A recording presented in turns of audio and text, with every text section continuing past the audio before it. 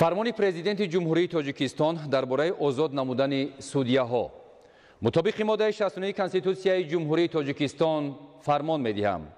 давлатзода хусрав лутфулло аз вазифаи муовини раиси суди ҳарбии гарнизони душанбе, раҳмонзода маҳмад шариф аз вазифаи судяи суди шаҳри душанбе, ҳаким рухшона аскар аз вазифаи судяи суди шаҳри душанбе бо сабаби ба кори дигар гузаштанашон озод карда шаванд.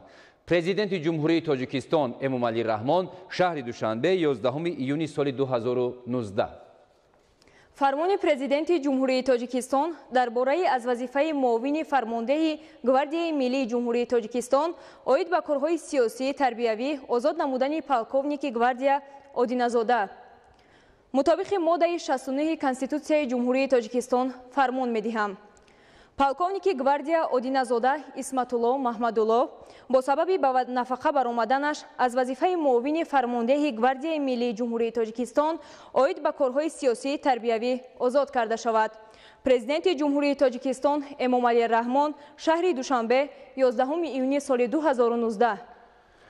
фармони президенти ҷумҳурии тоҷикистон дар бораи сафири фавқулода ва мухтории ҷумҳурии тоҷикистон дар Муғулистон таъин намудани Ибодзода.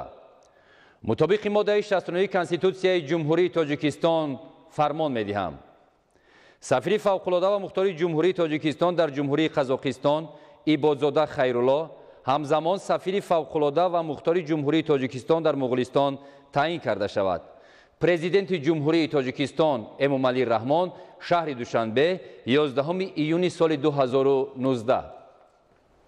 мутобиқи банди 8 моддаи 69 конститутсияи ҷумҳурии тоҷикистон пешниҳодҳои президенти ҷумҳурии тоҷикистон дар бораи аз вазифаи судяи суди олии ҷумҳурии тоҷикистон бозхон намудани Акрамов Аҳтам Маҳрамович бо сабаби вазъи саломатӣ муддати дароз вазифаҳои худро иҷро карда натавонистанд, дар бораи аз вазифаи судяи суди олии ҷумҳурии тоҷикистон бозхон намудани Лутфуллозода Шавкат бо сабаби ба кори дигар гузаштанаш, дар бораи муовини якуми раиси суди олии ҷумҳурии тоҷикистон интихоб намудани Лутфуллозода Шавкат, дар бораи судяи суди олии ҷумҳурии тоҷикистон интихоб намудани Давлатзода Хусрав, Раҳмонзода Маҳмад, ҳаким Рухшона ба Маҷлиси миллии Маҷлиси олии ҷумҳурии тоҷикистон ирсол гардиданд.